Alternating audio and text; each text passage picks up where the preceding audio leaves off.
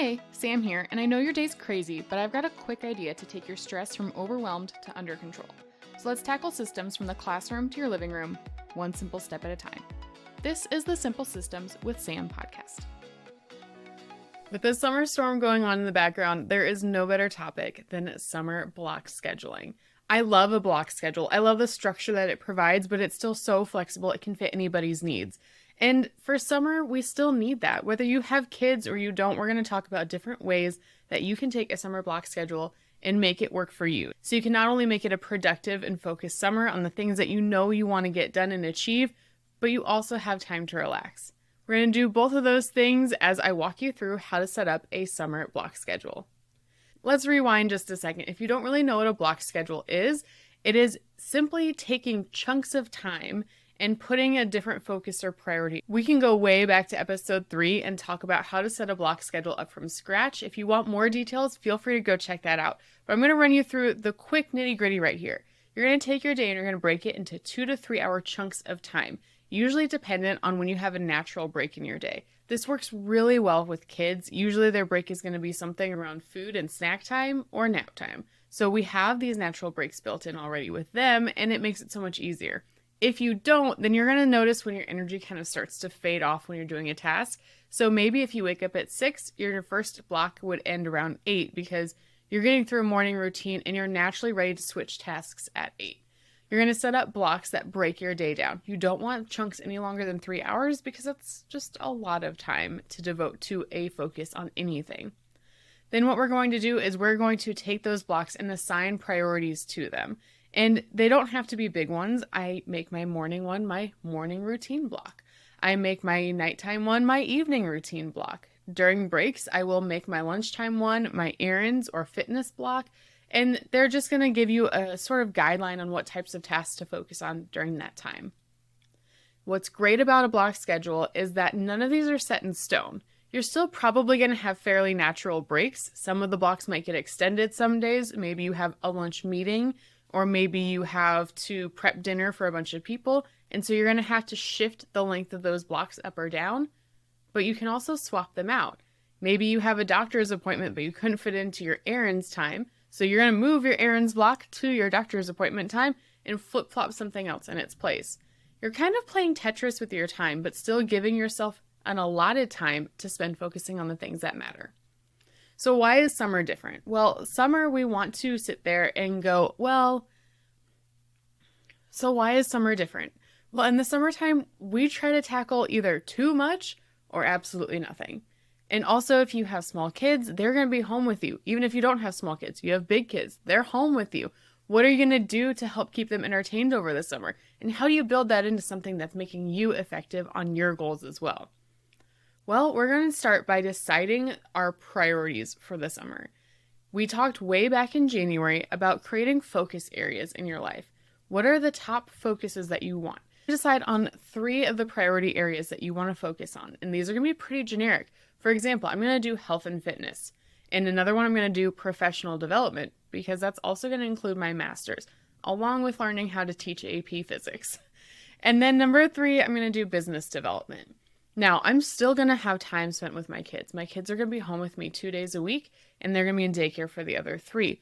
So I know that that's already going to be there, whether I name it as a priority or not. So instead, I'm giving 3 things that I know I need to put in as a priority into my day. What's going to happen with those is I'm going to have one focused task that I'm doing at a time on each of them.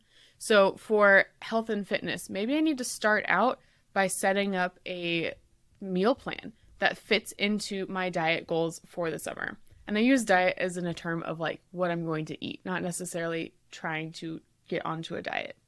For my professional development goals, what I need to do is first I need to knock out some of my master's stuff. So I'm going to take that one course and one paper at a time, and I have the one goal in that area to focus on first. For business, I have maybe 6 courses to go through. And I also want to create my own. So I have a lot of things that I'm working on with that. And I need to take one item at a time in the list of all of the things I could accomplish. And those are going to be the things that I focus on in my blocks. So once you have those, you're going to figure out what your blocks look like for the week. And remember, they can change day to day. Your time might shift on a Monday, Wednesday, Friday compared to Tuesday, Thursday. Weekend blocks tend to be a little bit longer, a little bit more loose and enjoyable, and also weather dependent. So we have a lot of things that we need to consider here. When are you planning on waking up? Is it when your kids wake up? Probably. And then how long are our blocks going to be from there? In a day, you can probably get 7 blocks about. 6 to 8 is a really good number. If you only have 5, you need to reconsider probably how long all of your blocks are. Because remember, for each of these blocks, you have a priority focus in them. So for me, my morning block is going to go from 6 to 8 o'clock, and that's going to include a morning routine as well as getting my kids dropped off and planning for the day, doing some Bible study, and then I'm going to be going into work mode. From 8 o'clock to 11 o'clock, I focus so well. I never need snacks. I've got that caffeine from coffee. I'm good to go. So what I'm going to put there is probably going to be my professional development block. I'm going to be knocking out that master's because my master's has become my number one priority. It's the fastest way for me to start making extra money with my teaching degree. So that is going to be my priority in that block. And each day I'm going to write down the one thing that I need to get done. You can have up to 3 tasks in each block, but I know that I'm going to start with the most important that relates to that focus. Maybe in that first block, I also need to make a phone call. So I can write that down as task number 2. That'd be a great brain break for me in those 3 hours, but I do really focus well when I'm uninterrupted in the morning. And then a third task. If I have time to get to it, I'll get to it. But really, I'm telling myself these 3 hours I'm devoting to professional development, and here's my professional development focus that I need to do. You want the tasks in there to relate to the focus block so that you're not really worried about losing your energy or losing focus on what you're trying to accomplish. Then after that, a lunchtime block. I like to actually put lunch and fitness in the same block. I like to work out before I eat to remind myself of why I am trying to stay healthy. And then I move on from that. And after lunch, I tend to be a little bit calmer and I need something that is going to energize me just because I love doing it. So that's when I'll move into my business block. I'll give myself a business block until I need to pick up my kids from daycare. And then we do a family block, a dinner block, and an evening block. In each of those blocks, I'm going to have 2 to 3 tasks that are focused in that area. Family blocks are usually going to include playing, maybe putting away laundry as a family, and family walks. That's pretty much my only 3 tasks for that entire 2 to 3 hour chunk of time. Dinner block consists of prepping dinner, eating dinner, cleaning up from dinner. That's about it. So we don't have to overthink it, but you're still giving yourself a really good idea of what you should be focusing on during that time period.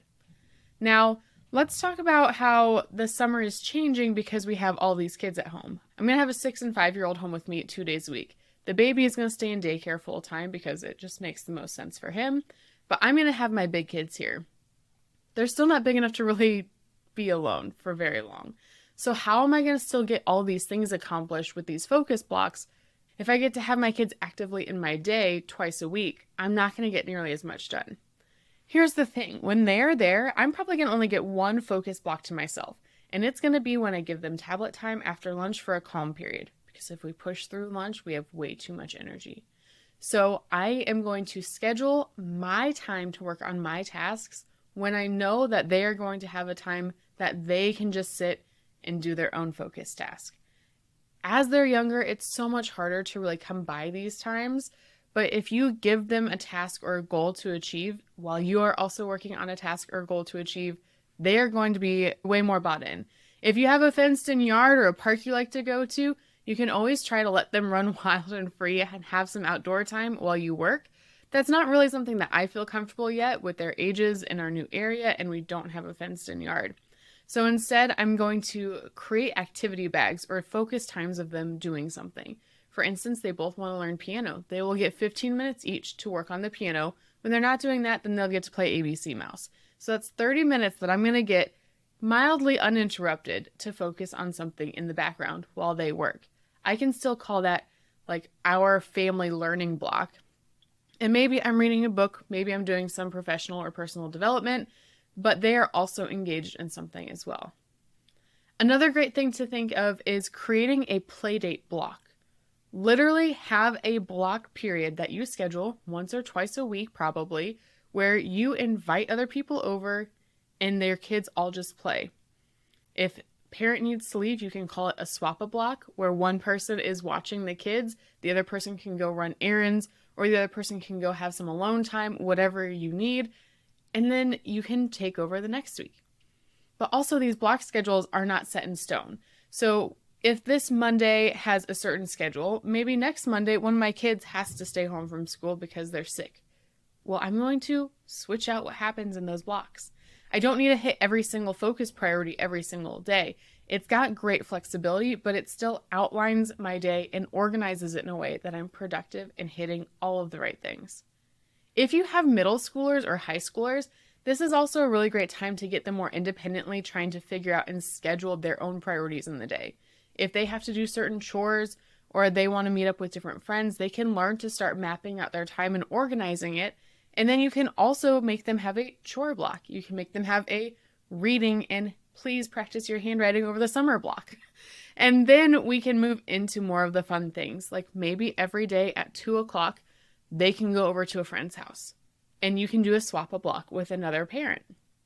Maybe you give them a movie date block where your older kids can go and see a movie at this certain time on a day every week in the summer. And you can sit in the lobby and get some work done. There's so many different options, and it's not necessarily about giving your kids something that's useless and mindless. It's about letting them fill their own bucket while you work on yours as well. If you want a good place to start with a block schedule, I have a free principle that I'm going to link down below in the show notes for you. You can sign up, get it. I like to laminate them or put them in sleeves so that you can reuse it over and over again. Use dry erase markers or wet erase markers. Those are my favorites. And then if you want a full set of a block schedule planner, I actually have a discount code for the productivity planner from Jordan Page, and I can put that in the links for you as well. I can go through about half of one of those books in an entire summer if I do it, but I also might be working on something special for later, so stay tuned. So I hope you found this helpful. If you have any other questions about setting up a summer block schedule, or you're lost on some tricky little hang-up and you need some help, I love troubleshooting other people's problems. It's kind of a weird addiction of mine. So feel free to send me an email either at hello@engineerdoeseducation.com or send me a DM over on Instagram at engineerdoeseducation. Until next time, thanks for hanging out today. I hope that this simple step will help build big results in your classroom, home, and life. Remember to subscribe, review, and tag me on social media at engineerdoeseducation so we can build a simple system together.